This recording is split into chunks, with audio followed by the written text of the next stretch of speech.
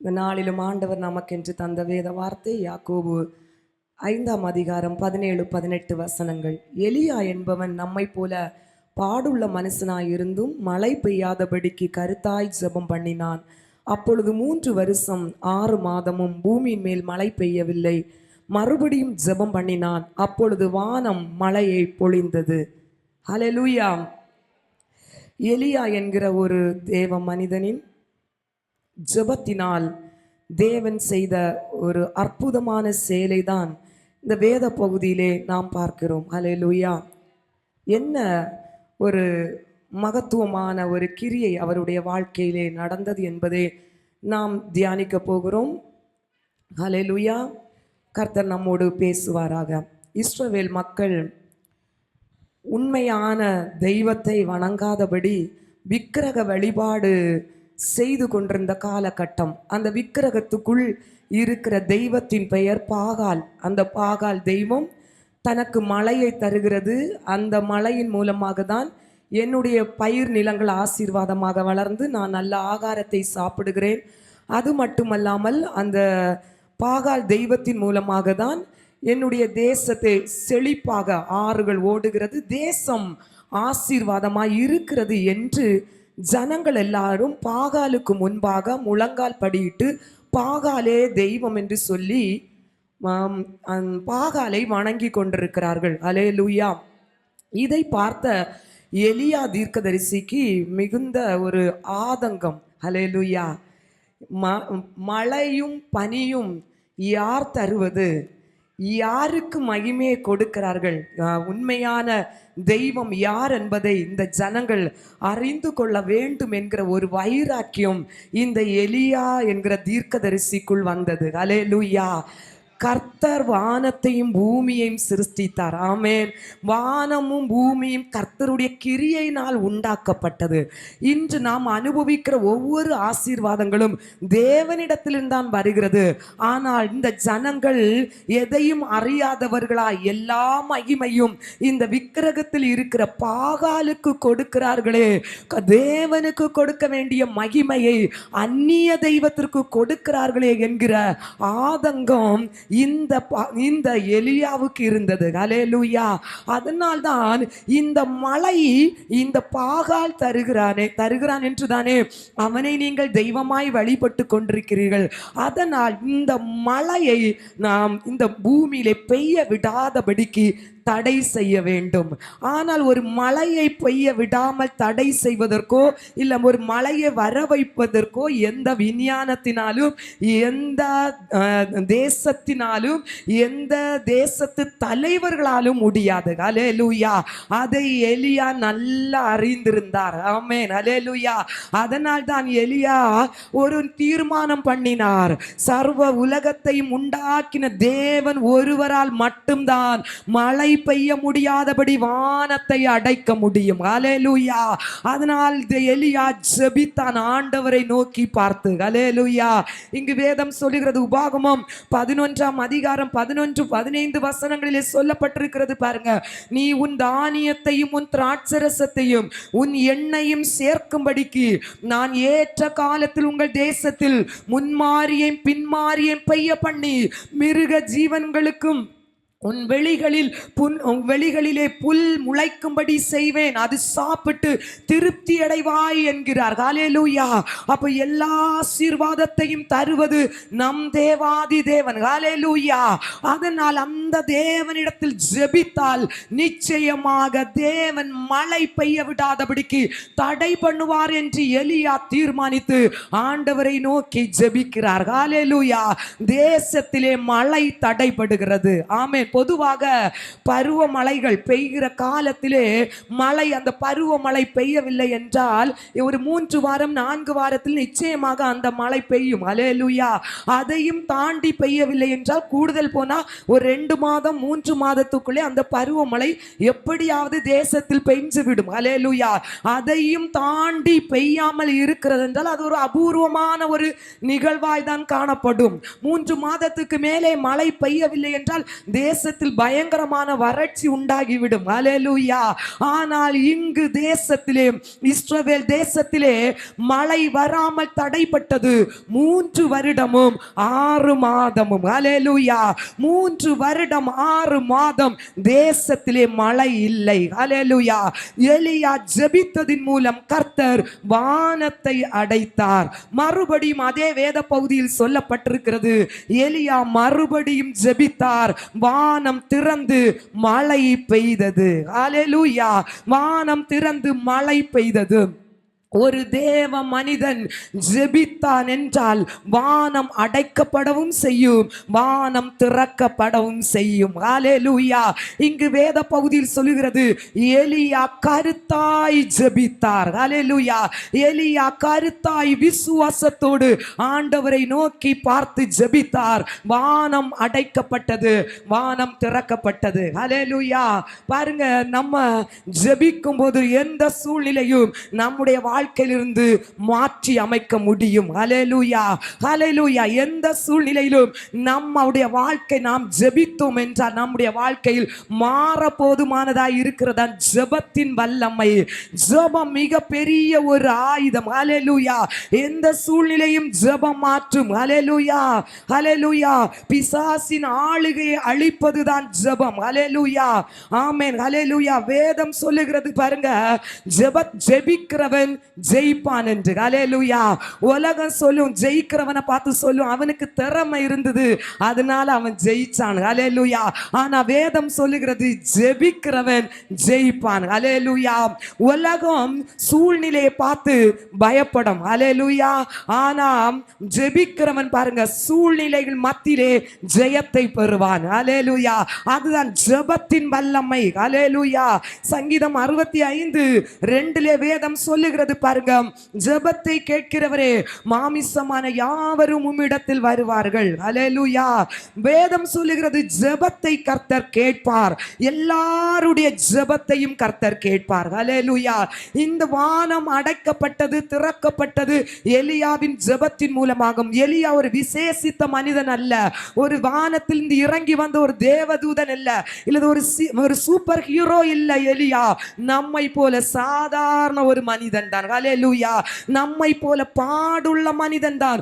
ஆனாலும் சூழ்நிலை மத்தியிலும் விசுவாசத்தோடு, உறுதியோடு எலியா கருத்தாய் ஜெபித்ததின் மூலம் வானமே அடைக்கப்பட்டது, வானமே திறக்கப்பட்டது. ஹல்லேலூயா. அதனால் தான் கர்த்தர் இன்றைக்கு சொல்லுகிறார், நீங்க நல்ல ஜெபிங்க தேவ ஜனமே, உங்க ஜெபத்தின் மூலமாக சூழ்நிலைகள் மாற்றப்படும். வேதம் சொல்லுகிறது, தேடுங்கள் நீங்கள் கண்டடைவீர்கள். ஹல்லேலூயா. கேளுங்கள் உங்களுக்கு கிடைக்கும், தட்டுங்கள் உங்களுக்கு திறக்கப்படும். ஹல்லேலூயா. இயேசு நமக்கு கொடுத்த வாக்குத்தத்தம், கேளுங்க தரப்படும், தேடுங்க கண்டுகொள்ளுவீங்க, தட்டுங்க திறக்கப்படும். ஹல்லேலூயா. இது யாருக்கு? ஹல்லேலூயா. ஜெப நேரத்தில் யார் கேட்கிறாங்களோ அவங்களுக்கு கொடுக்கப்படும். ஜெபத்தில் யாரு பரலோக வாசலை தட்டுகிறார்களோ அவர்களுக்கு கர்த்தர் வாசலை திறப்பார். ஜெபத்தில் யாரு நன்மைகளையும் ஆசீர்வாதங்களையும் தேவனுடைய முகத்தை நோக்கி பார்த்து தேடுகிறார்களோ அவர்களுக்கு கர்த்தர் திறக்க போதுமானவர். கரங்களை தட்டி ஹல்லேலூயா, ஹல்லேலூயா. சங்கீதம் 102:16 வேதம் சொல்லுகிறது பாருங்க, திக்கற்றவர்களை அவர் அலட்சியம் பண்ணாமல் அவர்கள் விண்ணப்பத்தை அவர் அங்கீகரிப்பார். ஹல்லேலூயா. திக்கற்றவர்களுடைய விண்ணப்பத்தை கர்த்தர் அலட்சியம் பண்ணி தள்ள மாட்டார், அவருடைய விண்ணப்பத்தை கர்த்தர் அங்கீகரிப்பார். ஹல்லேலூயா. ஏழைகளையும் எளியவர்களையும் திக்கற்றவர்களையும் கர்த்தர் வந்து அலட்சியம் பண்ண மாட்டார், அவருடைய விண்ணப்பத்தை கர்த்தர் கவனித்து கேட்டு அவர்களுக்கு அவர் பதில் கொடுப்பார். ஹல்லேலூயா. திக்கற்று நின்ற அன்னாள் ஆலயத்தில் வந்து ஆண்டவரை நோக்கி பார்த்து ஜெபித்தாள். அவருடைய ஜெப விண்ணப்பத்தை கர்த்தர் பரலோகத்திலிருந்து கவனித்து கேட்டுக்கொண்டார். இன்றைக்கு நீங்க திக்கற்ற அனுபவத்தில் ஒருவேளை வந்திருக்கலாம், ஒரு வழியும் இல்லை என்கிற அனுபவத்தில் வந்திருக்கலாம். கர்த்தர் சொல்லுகிறார், திக்கற்றவர்களின் ஜெபத்தை கர்த்தர் அலட்சியம் பண்ணுவதே இல்லை, அவர்களுடைய விண்ணப்பத்தை கர்த்தர் கேட்பார். எலியாவுடைய விண்ணப்பத்திற்கு மட்டும் கர்த்தர் பதில் கொடுக்கிறவர் அல்ல, உங்களுடைய விண்ணப்பத்திற்கும் என்னுடைய விண்ணப்பத்திற்கும் கர்த்தர் பதில் தர போதுமானவர். ஹல்லேலூயா. சங்கீதம் 34:6 வேதம் சொல்லுகிறது, இந்த ஏழை கூப்பிட்டான், கர்த்தர் கேட்டார், அவனுடைய எல்லா இடுக்கணங்கும் நீங்களாக்கி அவர் அவனை இரட்சித்தார் என்று. ஹல்லேலூயா. ஏழை எளியவர்களுடைய ஜெபத்தையும் கர்த்தர் கேட்பார். எல்லா இடுக்கணங்கள் நீங்களாக்கி கர்த்தர் அவர்களை விடுவிக்க போதுமானவர். ஹல்லேலூயா. அதனால் நம்முடைய ஜெபத்தை பரலோக தேவன் கேட்பார். ஜெபத்தை கேட்டு நமக்கு அவர் பதில் தருவார். ஹல்லேலூயா. இதே யாக்கோபு எழுதின நிருபத்திலே பார்த்தீங்கன்னு சொன்னா 5ஆம் அதிகாரம் 16ஆம் வசனத்திலே நீங்க அந்த வசனத்திலே சொல்லப்பட்டிருக்கிறது பாருங்க, நீதிமான் செய்யும் ஊக்கமான வேண்டுதல் மிகவும் பலனுள்ளதாயிருக்கிறது. ஹல்லேலூயா. நீதிமான் செய்கிற ஊக்கமான ஜெபம், ஆமென், நம்ம ஜெபிக்கிற ஊக்கமாக உறுதியாக நம்ம விசுவாசத்தோடு ஜெபிக்கிற ஜெபம் மிகவும் பலனுள்ளதா இருக்கிறதாம். ஹல்லேலூயா. ஆமென். ஹல்லேலூயா. ஒரு தாய் பாருங்க, ஒரு தாயும் தகப்பனும் தன்னுடைய 5 பிள்ளைகளோடு ஒரு ஏழை ஒரு குடிசையிலே வாழ்ந்து கொண்டிருக்கிறார்கள். மிகவும் ஆசீர்வாதமாக இருந்த குடும்பம் அந்த குடும்பம். ஆனால் கடன் பாரத்தின் நிமித்தம் இருந்த வீடையும் விற்று ஒரு சின்ன குடிசையிலே தன்னுடைய 5 பிள்ளைகளோடு இந்த ஏழை பெற்றோர்கள் வாழ்ந்து கொண்டிருக்கிறார்கள். வறுமை அந்த குடும்பத்தை வாட்டி வதைக்கிறது. பிள்ளைகளுக்கு சரியான துணிமணிகளை வாங்கி கொடுக்க முடியவில்லை. அந்த பெற்றோர்களுக்கு சரியாக வயர் நிறைய ஆகாரம் அந்த பிள்ளைகளுக்கு கொடுக்க முடியவில்லை. வறுமை அந்த குடும்பத்திலே. ஹல்லேலூயா. ஒரு நாள் அந்த 5 பிள்ளையிலே ஒரு பிள்ளை கடைக்கு சென்று ஒரு பொருளை வாங்குவதற்காக சென்றிருக்கிறது. இந்த பிள்ளையின் ஏழ்மை கோலத்தை பார்த்து அங்கு இருக்கிறவர்கள் இந்த பிள்ளையை திருட்டு பட்டம் சூட்டி அந்த பிள்ளையை அவமானப்படுத்தி துரத்தி விட்டார்கள். பிள்ளை அழுது கொண்டு அம்மாவிடம் வருகிறது. அம்மா நடந்த காரியங்களை எல்லாம் கேட்டுவிட்டு மிகவும் மனம் உடைந்து விட்டாள். அவருடைய இருதயத்திலே அந்த காரியம் ஒரு பெரிய பாதிப்பை கொடுத்து விட்டது. ஏழ்மை நிமித்தம் தானே எல்லாராலையும் தள்ளப்பட்ட ஒரு சூழ்நிலை நான் இருக்கிறேன் என்று அவள் மிகவும் வேதனைப்பட்டாள். பிள்ளைகளை பள்ளிக்கூடத்திற்கு அனுப்பிவிட்டு கணவனாரும் வெளியே போனவுடன் தன்னுடைய 5வது குழந்தையை தன்னோடு சேர்த்து கொண்டு தன்னுடைய வீட்டில் உள்ள ஜன்னல் கதவு எல்லாவற்றையும் அடைத்தாள். அடைத்து விட்டு அவளுடைய வீட்டில் இருக்கிற அந்த கேஸ் சிலிண்டரை அவள் ஓப்பன் பண்ணி விட்டு அவள் அந்த பிள்ளையோடு சேர்ந்து தன்னுடைய படுக்கை அறையில போய் அந்த பிள்ளை அணைத்து விட்டு படுத்து விட்டாள். குழந்தை கேட்கிறது, அம்மா இப்பதானே நம்ம தூங்கி எழும்புனோம்மா, ஏன் மறுபடியும் தூங்க சொல்றீங்க?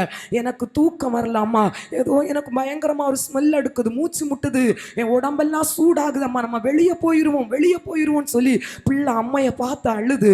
அம்மா உடனே சொல்றாங்க, சத்தம் மூச்சு கட்டாம அப்படியே இருணும், ஏன்னா அவளுக்கு வேற வழியே இல்லை சொல்றதுக்கு. ஆனா அவ இருதயம் முழுவதும் வேதனையோடு மனபாரத்தோடு உடைக்கப்பட்டு அவன் அந்த பிள்ளையை அணைத்து பிடித்து கொண்டு கண்ணிலிருந்து கண்ணீரா வடிந்து கொண்டிருக்கிற அந்த நேரத்திலே அவளுக்கு தூர இடத்துல இருந்து ஒரு சத்தம் கேட்கிறது. ஹல்லேலூயா. மார்போடு அணைப்பாரே, மனக்கவலை தீர்ப்பாரே, மார்போடு அணைப்பாரே, மனக்கவலை தீர்ப்பாரே, ஒரு தாய் தேற்றுவது போல் என் நேசர் தேற்றுவார். எங்கேயோ ஒரு கல்யாண வீட்டில் போட்ட அந்த பாட்டு சத்தம் அவளுக்கு காதில் கேட்டது. அந்த பாட்டு சத்தம் கேட்ட உடனே ஆண்டவருடைய அன்புனால நிரப்பப்பட்ட என்னையும் தேற்றுகிற ஒரு மார்பு, என்னையும் அரவணைக்கிற ஒரு தகப்பன் இந்த உலகத்தில் இருக்கிறாரா? எங்கே பாட்டு சத்தம் கேட்குது? ஜன்னலை திறந்தா பாருங்க, ஆன் பண்ண அந்த கேஸ் சிலிண்டரை ஆஃப் பண்ணா, பிள்ளைய தூக்குனா, கதவை திறந்தா, வெளியே ஓடினா, எங்கே சத்தம் கேட்குது? ஓடி போனா.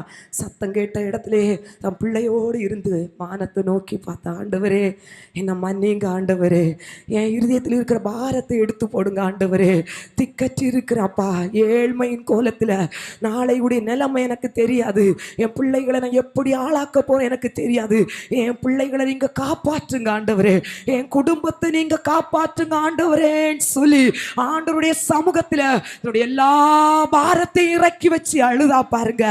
அன்பே உருவான இயேசு அவளுடைய விண்ணப்பத்தை அந்த இடத்திலிருந்து கேட்டார். ஹல்லேலூயா. அவ தேம்பி தேம்பி அழுதா அந்த இடத்திலிருந்து, இயேசுவேன்னு தேம்பி தேம்பி அழுதா பாருங்க.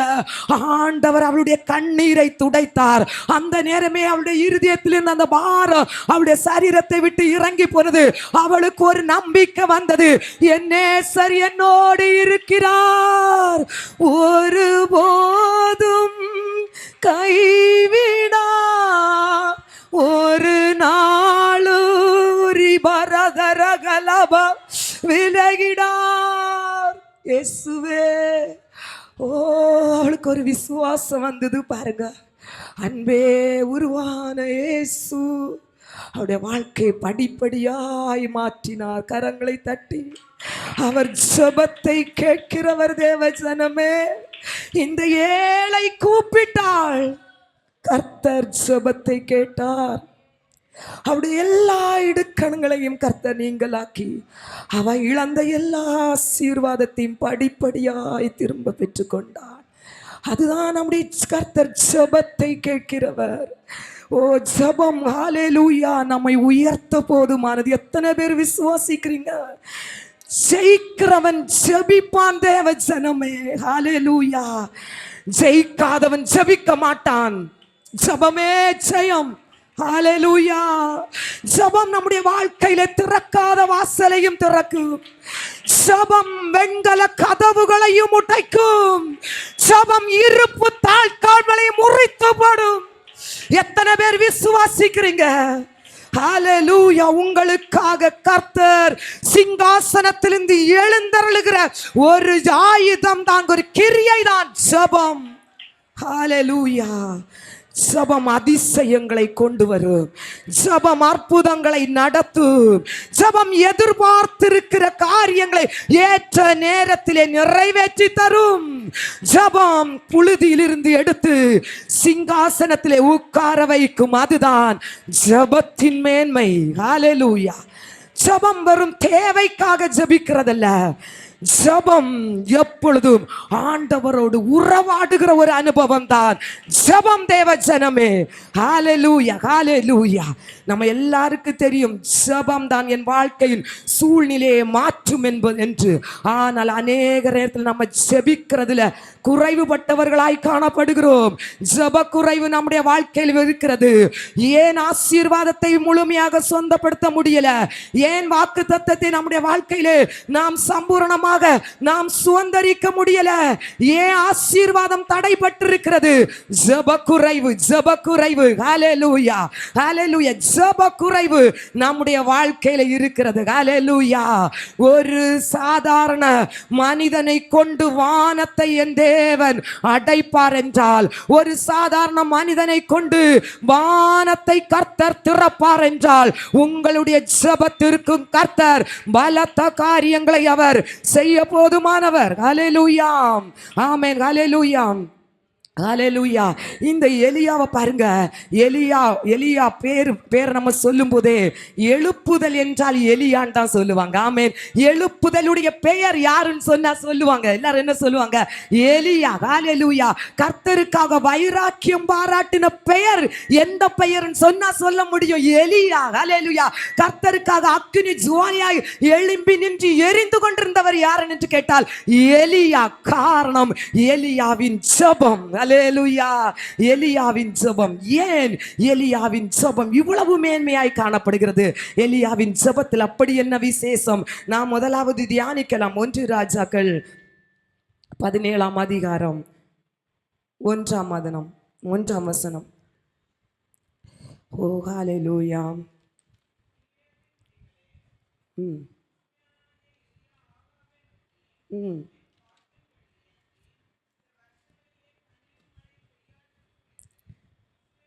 தேவனாகிய கர்த்தருக்கு முன்பாக நிற்கிற நான் அவருடைய ஜீவனை கொண்டு சொல்லுகிறேன் என்றான். ஹல்லேலூயா, ஆமென், ஹல்லேலூயா. கிலேயாத்தின் குடிகளிலே திஸ்பியனாகிய எலியா ஆகாபை நோக்கி, என் வாக்கின்படி அன்றி இந்த வருஷங்களிலே பனியும் மழையும் பெய்யாதிருக்கும் என்று இஸ்ரவேலின் தேவனாகிய கர்த்தருக்கு முன்பாக நிற்கிற நான் அவருடைய ஜீவனை கொண்டு சொல்லுகிறேன். ஹல்லேலூயா. ஆகாப் ராஜா, இந்த ஆகாப் இஸ்ரவேல் தேசத்து ராஜா. ஹல்லேலூயா. பாகாலை இஸ்ரவேல் தேசத்திலே கொண்டு வந்து அவைகளை வழிபடும்படியாக ஜனங்களுக்கு கட்டளையிட்ட ராஜா, பயங்கரமான ராஜா. அந்த ராஜாவுக்கு முன்னால சாதாரணமா யாருமே போய் நிற்க முடியாது. ஹல்லேலூயா. இந்த எலியா அந்த ராஜாவை சந்திக்கும்படியாக அந்த அரண்மனைக்கே போகிறார். பாருங்க, ராஜாவுடைய அரண்மனைக்கே எலியா போகிறார். ராஜாவுடைய அரண்மனையிலே சிங்காசனத்தை சுற்றிலும் ராஜாவு மந்திரிகள் இன்னும் அவருடைய கை செய்கை முக செய்கை பார்த்து கட்டளைக்கு கீழ்ப்படிந்து செயல்படுகிற பல போர் வீரர்கள் ஆயுதத்தோடு நின்று கொண்டிருக்கிறார்கள். பல மந்திரிகள் அவரை சூழ்ந்திருக்கிறார்கள். இப்படிப்பட்ட ஒரு சூழ்நிலையிலே இந்த தீர்க்கதரிசி எலியா அரண்மனைக்குள்ளே போய் நிற்கிறார். ஹல்லேலூயா. எத்தனை பேர் அவரை சூழ்ந்து நின்றாலும் அவர்களை குறிச்சி கவலை இவருக்கு இல்லை, அவர்களை குறிச்சி இவருக்கு பயம் இல்லை. ஹல்லேலூயா. நேர நின்னு ராஜாவே பார்த்து சொல்லுகிறார். இவர் சொல்லுகிறார், பாருங்க, என் வாக்கின்படியே என்று இந்த வருஷங்களிலே பனியும் மழையும் பெய்யாதிருக்கும் என்று இஸ்ரவேலின் தேவனாகிய கர்த்தருக்கு முன்பாக நிற்கிற நான் அவருடைய ஜீவனை கொண்டு சொல்லுகிறேன் என்று சொல்லுகிறார். ஹல்லேலூயா. நான் சொல்லாம இந்த வருஷத்துல இந்த வருஷங்கள்ல மழையோ பனியோ பெய்யாது. ஒரு ராஜாவுக்கு முன்னால நின்று, இவர் பெரிய ஒரு ராஜ குலத்துல பிறந்தவரும் கிடையாது, இவர் பெரிய தலைவரும் தேசத்துல கிடையாது, சாதாரண ஒரு மனுஷன் தான் போய் நின்று ராஜாவுடைய அரண்மனையிலே போய் நின்று சவால் விடுகிறாரு. நான் சொல்லாம தேசத்துல மழை பெய்யாது. ஹல்லேலூயா.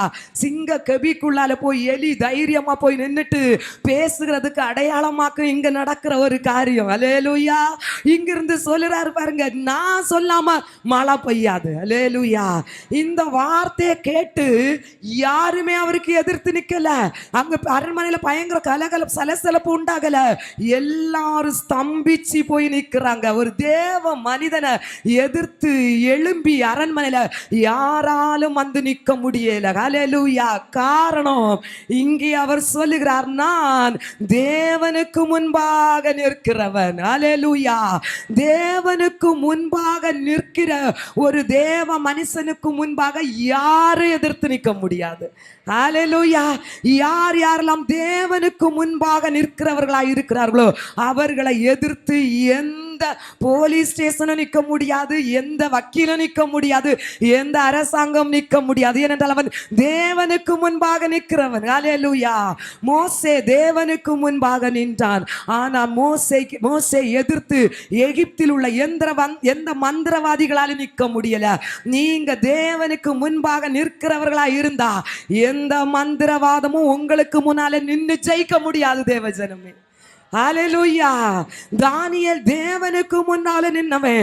ஆனா எந்த ஞானியும் பாபிலோன்ல தானியேலுக்கு முன்பாக நின்று ஜெயிக்க முடியல. ஹல்லேலூயா. ஸ்தேவான் தேவனுக்கு முன்பாக நின்றவன். அவனுடைய ஆவியிலும் ஞானத்திலும் யாராலும் எதிர்த்து நிற்க முடியவில்லை. அதுதான் தேவனுக்கு முன்பாக நிற்கிறவர்களுடைய மேன்மை. ஹல்லேலூயா. ஹல்லேலூயா. எங்க அவர் சொல்லுகிறார் பாருங்க, நான் என் வாக்கின்படியே, அவர் ராஜாவுக்கு முன்னால போய் நின்று சொல்றாரு, என் வாக்கின்படியே. அவருக்கு ஒரு நம்பிக்கை இருந்தது, ஒரு தைரியம் இருந்தது. நான் தேவனுக்கு முன்பாக நிற்கிறவன், அதனால் என் வார்த்தையை கர்த்தர் கனம் பண்ணுவார் என்கிற ஒரு தைரியம் அவருக்குள் இருந்ததுனால் அவர் சொல்றாரு, என் வாக்கின்படியே தேசத்தில் மழை பெய்யாது. ஹல்லேலூயா. எந்த ஜனம் தேவனுக்கு முன்பாக நிற்கிறதோ அந்த ஜனத்துடைய வார்த்தைக்கு கர்த்தர் அதிகாரம் கொடுத்திருக்கிறார். ஹல்லேலூயா. வானமுத்துக்கும் பூமிக்கும் இந்த உலகத்தில் உள்ள சர்வத்துக்கும் கர்த்தருடைய பிள்ளைகளுக்கு கர்த்தர் அதிகாரம் கொடுத்திருக்கிறார். யாருக்கு என்றால் ஆண்டவருக்கு முன்னால நிற்கிறவங்களுக்கு. ஹல்லேலூயா. யோசுவா யுத்தம் பண்ணி கொண்டிருக்கும் போது பாருங்க, யுத்தம் நடந்து கொண்டிருக்கும் போது அப்படியே இருட்டுகிற ஒரு சூழ்நிலை வந்தது. அப்படி என்றால் யுத்தம் நடத்த முடியாது. இவர் நினைச்சாரு, வெளிச்சம் நமக்கு வேணும், ஆனா இருட்ட போகிறது, சூரியனையும் சந்திரனையும் நடு வானில தடுத்து நிறுத்தணும். இவர் நினைச்சார் பாருங்க, இவர் ஒரு வார்த்தை சொன்னாரு, சூரியனே, வசனத்திலே சொல்லப்பட்டிருக்கிறது 2 ராஜாக்கள் 3:14. ஹல்லேலூயா. யோசுவா புஸ்தகத்தில் இருக்கு பாருங்க. யோசுவா சூரியனும் சந்திரனும் அப்படியே தரித்து நிற்கும்படியாக அதற்கு கட்டளை இடுகிறார். எப்படி சொல்லுகிறார் பாருங்க, சூரியனே நீ கிபியோன் மேலும், சந்திரனே நீ அயலோன் பள்ளத்தாக்கின் மேலும் தரித்து நில்லுங்கள் என்று சொல்லும்போது அப்படியே சந்திரனும் சூரியனும் நடுவானிலே தரித்து நின்றது. ஹல்லேலூயா. அதுதான் ஆண்டவருடைய பிள்ளைகளுக்கு கர்த்தர் கொடுத்திருக்கிற அதிகாரம். ஏசாயா 49:23 வேதம் சொல்லுகிறது, ராஜாக்கள் உன் கால்களின் தூளை நக்குவார்கள் என்று. ஹல்லேலூயா. யாருக்கு இந்த அதிகாரம் தெரியுமா? ஆண்டவருக்கு முன்னால நிற்கிற ஒரு தேவ மனுஷனுக்கு. ஹல்லேலூயா. ஒரு தேவ மனுஷிக்கு ஆண்டவர் கொடுத்திருக்கிற ஒரு மேன்மை, ராஜாக்களுக்கு கூட நமக்கு கீழாக தான் இருப்பார்கள். ஹல்லேலூயா. எலிசா சொல்றார் 2 ராஜாக்கள் 3:14, நான் கர்த்தருக்கு முன்பாக நிற்கிறவன் என்று. லூக்கா 1:19 காபிரியேல் தூதன் சொல்லுகிறார், நான் தேவ சன்னிதானத்தில் நிற்கிற காபிரியேல் என்று. ஹல்லேலூயா. ஆமென். கர்த்தருக்கு முன்பாக நிற்கிறவர்களை கொண்டு கர்த்தர் பலத்த காரியங்களை செய்ய போதுமானவர். இரண்டாவதாக 1 ராஜாக்கள் 18ஆம் அதிகாரம் 36-37 வசனங்களை பாருங்க. இவர் எப்படி ஜெபித்தார் என்று. அந்தி பலி செலுத்தும் நேரத்தில் தீர்க்கதரிசியாகிய எலியா வந்து, ஆபிரகாமுக்கும் ஈசாக்குக்கும் யாக்கோபுக்கும் தேவனாகிய கர்த்தாவே, இஸ்ரவேலிலே நீர் தேவன் என்றும் நான் உம்முடைய ஊழியக்காரன் என்றும் நான் இந்த காரியங்களை நம்முடைய வார்த்தையின்படியே செய்தேன் என்றும் இன்றைக்கு விளங்க பண்ணும். ஹல்லேலூயா. ஆமென். அடுத்த வசனம் பாருங்க. கர்த்தாவே நீர் தேவனாகிய கர்த்தர் என்றும் தேவரீர் தங்கள் இருதயத்தை மறுபடியும் திருப்பினீர் என்றும் இந்த ஜனங்கள் அறியும்படிக்கு என்னை கேட்டருளும் என்றான். ஹல்லேலூயா. இங்க பாருங்க, தேசத்துல பாகால் வழிபாடு விக்கிரகத்தை ஜனங்கள் வழிபட்டு கொண்டிருக்கிறார்கள். ஆனால் விக்கிரகத்தையும் வழிபட்டு கொண்டிருக்கிறார்கள், ஜீவனுள்ள தேவனையும் வழிபட்டு கொண்டிருக்கிறார்கள். 2 நம்பிக்கை, விக்கிரக நம்பிக்கை இருக்குது, தன்னை சிருஷ்டித்த தேவன் மேலும் அவர்களுக்கு நம்பிக்கை இருக்கிறது. இதை பாகால் இவரு எலியா பார்த்தார் பாருங்க. அவர் மறுபடியும் 3.5 வருடம் கழித்து வறட்சி, தேசம் முழுவதும் வறட்சி, ராஜாவை இப்ப சந்திக்கும்படியாக எலியா வந்திருக்கிறார். வந்து சொல்லுகிறார், கர்மேல் பர்வதத்திலே பாகாலுடைய தீர்க்கதரிசிகளையும் அழைத்து கொண்டு இஸ்ரவேல் ஜனங்களையும் அழைத்து கொண்டு நீயும் வா, அங்கு வந்து யார் ஜீவனுள்ள தேவன் என்பதை நான் நிரூபிப்பேன் என்று ராஜாவிடம் போய் நின்று அவர் சவால் விடுகிறார். ஹல்லேலூயா. ராஜா இந்த மனிதனுடைய வார்த்தையை கேட்டு அங்கு கர்மேல் பர்வதத்துக்கு வருகிறார். ஹல்லேலூயா.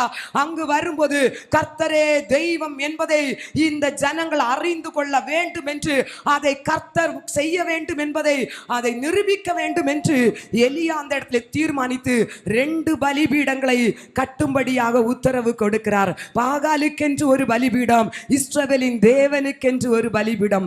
2 காளைகளை கொண்டு வர சொன்னார். ஹல்லேலூயா. 2 காளைகளை கொண்டு வந்து அந்த காளைகளை சந்தாக பிரித்து அந்த பலிபீடத்துக்கு மேலே வைக்க சொன்னார். சொல்லிவிட்டு சொன்னார், பாகால் தெய்வம் என்றால் இந்த நேரத்தில் இந்த பலிபீடத்தின் மேலே வானத்தில் இருந்து அக்கினி இறங்கி இந்த பலி மிருகத்தை முழுவதுமாக அவை பட்சித்து எடுக்க வேண்டும். அப்பொழுது என்றால் பாகால் தெய்வம் என்று நான் ஏற்றுக்கொள்ளுவேன். இல்லை என்றால் நான் வைக்கிற அந்த பலிபீடத்தில் இருக்கிற இந்த பலிபீடத்திலே தேவனுடைய அக்கினி இறங்கும் என்றால் நீங்கள் கர்த்தரே தெய்வம் என்று கர்த்தரை ஏற்றுக்கொள்ள வேண்டும். இந்த சவாலுக்கு நீங்கள் தயாரா என்று கேட்கும்போது பாகாலுடைய தீர்க்கதரிசிகள் அதற்கு சம்மதித்தார்கள். ஹல்லேலூயா. இப்போ பாகால் தீர்க்கதரிசிகளுக்கு முன்னுரிமை கொடுக்கப்பட்டது. நீங்கள் முதலாவது உங்கள் தெய்வத்திற்கென்று பலியை நீங்கள் ஆயத்தம் பண்ணுங்கள் என்று கொண்டு வந்த காளையை சந்தாக பிரித்தார்கள். பலிபீடத்திலே விறகுகளை அடுக்கினார்கள். பாகாலின் தீர்க்கதரிசிகள் காளைகளை வைத்தார்கள். அவர்களுக்கு ஒரு நம்பிக்கை இருந்தது, நிச்சயமா என்னுடைய பாகால் தெய்வம் இறங்கி வரும். எலியாவுக்கு முன்பாக பாகாலே தெய்வம் என்பதை கர்த்தர் நிரூபிப்பார், பாகால் நிரூபிக்கும் என்கிற நம்பிக்கையோடு அவர்களும் மிகவும் உற்சாகமாக அந்த பலி மிருகத்தை எடுத்து அந்த விறகிலே வைத்து பலியிட்டார்கள். பலியிட்டார்கள். பலியிட்டு விட்டு பாகாலை அழைத்தார்கள். அல்லேலூயா. பாகாலே வா என்று சொல்லி பாகாலை எந்த விதத்தில் சந்தோஷப்படுத்த முடியுமோ அந்த விதத்தில் எல்லாம் சந்தோஷப்படுத்தி பாகால் தெய்வத்தை தீர்க்கதரிசிகள் கர்மேல் பர்வதத்திலிருந்து அழைக்கிறார்கள். ஒரு சத்தமும் இல்லை, எந்த ஒரு ஆரவாரம் இல்லை.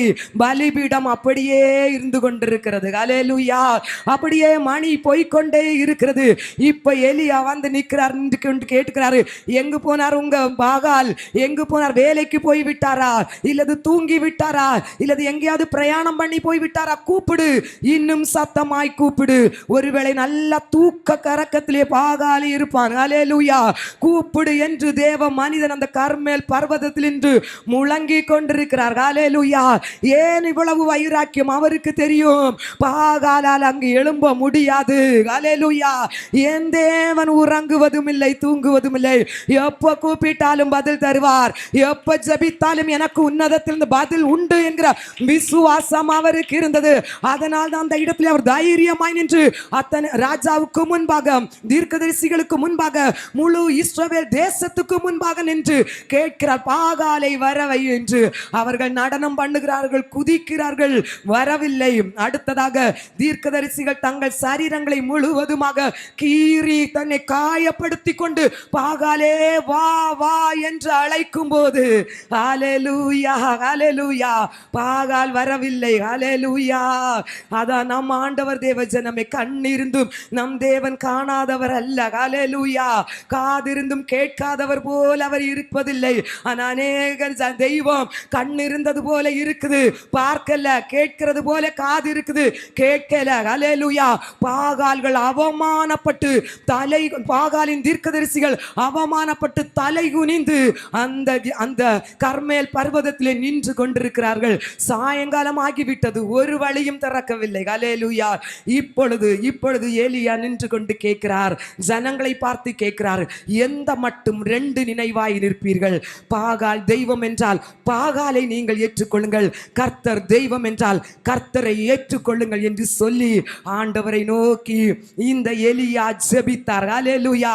ஆண்டவரே, இந்த வேத வசனத்தில் சொல்லப்பட்டிருக்கிறது பாருங்க, கர்த்தாவே நீர் தேவனாகிய கர்த்தர் என்றும் தேவரீர் தங்கள் இருதயத்தை மறுபடியும் திருப்பினீர் என்றும் இந்த ஜனங்கள் அறியும்படிக்கு என்னை கேட்டருளும், என்னை கேட்டருளும். இவ்வளவுதான். ஒரு 40 செகண்ட் கூட இருந்திருக்காது. ஆண்டவரே நீர் கர்த்தர் என்பதை இந்த ஜனங்கள் அறியும்படிக்கு என் ஜெபத்தை கேட்டருளும். அல்லேலூயா. சொன்ன உடனே வானம் திறக்கப்பட்டது பாருங்க. ஒரு இடி முழக்கம் போன்ற தேவனுடைய அக்கினி அந்த இடத்திலே இறங்கினது. எலியா கர்த்தருக்கென்று ஆயத்தப்படுத்தி வைத்திருந்த அந்த பலிபீடத்திலே கர்த்தருடைய அக்கினி இறங்கினது பாருங்க.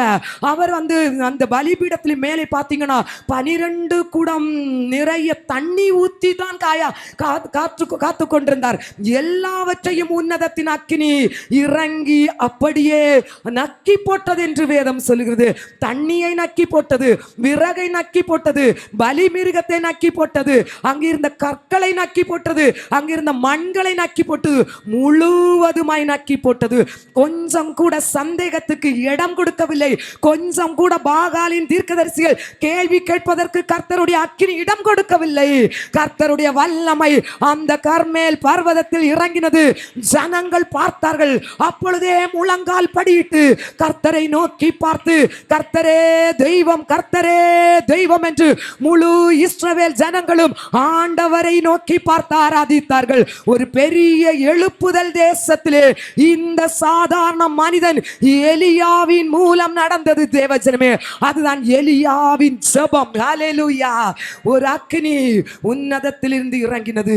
இன்றைக்கும் நாம் நின்று கொண்டிருக்கிற இந்த வேளை பலிபீடத்தின் அருகில் நிற்கிற வேளை, கர்த்தருக்காக எழும்ப வேண்டிய நேரம், ஒரு எழுப்புதல் கேட்கிற ஒரு நேரம். இந்த ஸ்தலத்திலிருந்து ஒரு எழுப்புதல் எழும்ப வேண்டிய ஒரு நேரம். இது ஒரு கர்மேல் பர்வதமாய் இருக்கிறது. தேவஜனமே, நாம் மத்தியிலே கர்த்தருடைய அக்கினி வெளிப்பட போதுமானது. எலியாவின் தேவன் எங்கே என்று நாம் கூப்பிடும் போது வானம் நாம் இருக்கிற ஸ்தலத்துக்கு நேராக இறங்குகிற இடத்திலே இருக்கிற எல்லாவற்றையும் அந்த அக்கினி எரித்து போட போதுமானது.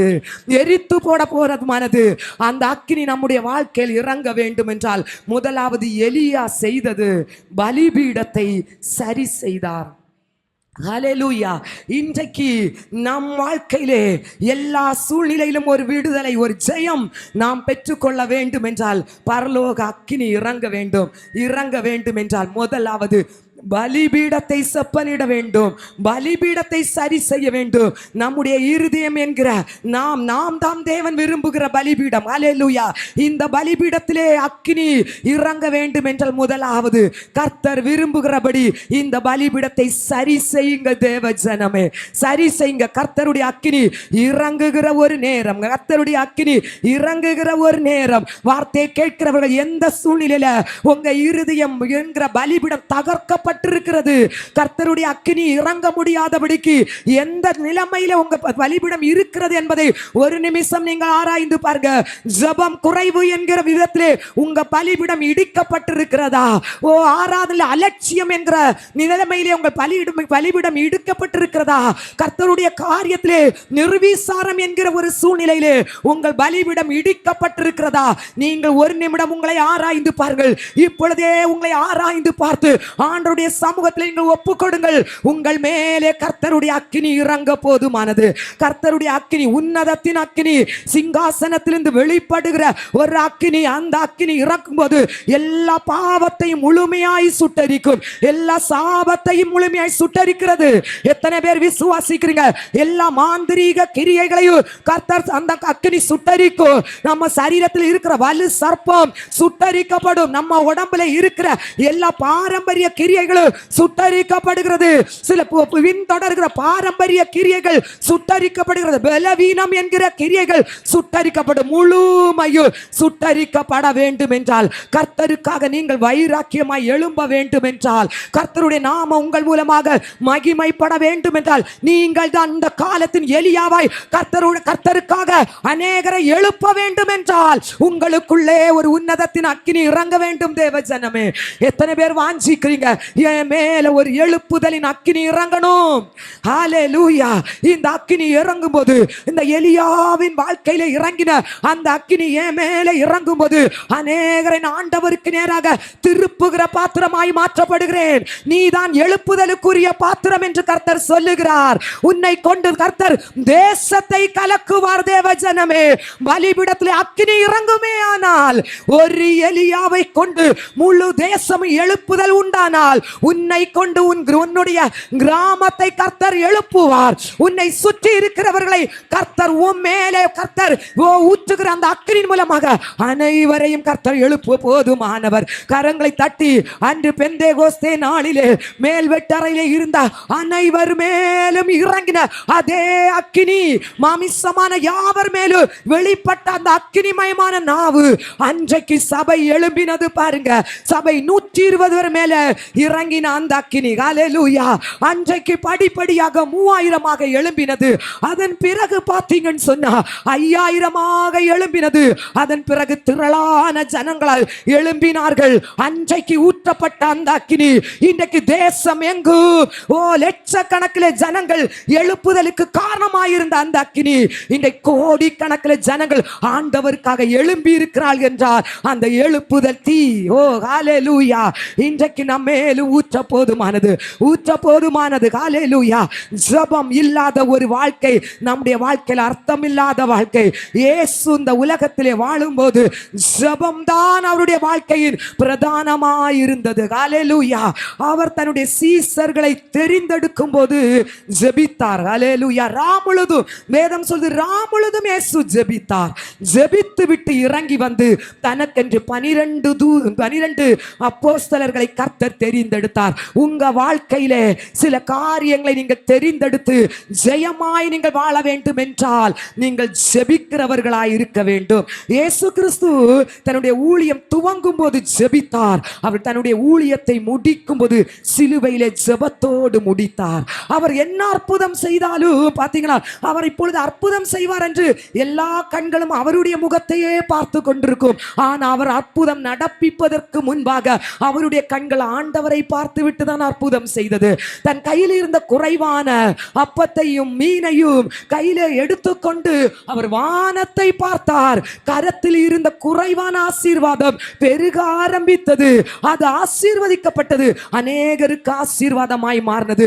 இன்றைக்கு ஜெபிக்கிற விசேஷித்த அபிஷேகம் நமக்குள்ளே இறங்கட்டும், நமக்குள்ளே இறங்கட்டு. ஜெபம் இல்லாமல் நாம் ஜெயிக்க முடியாது. ஹல்லேலூயா.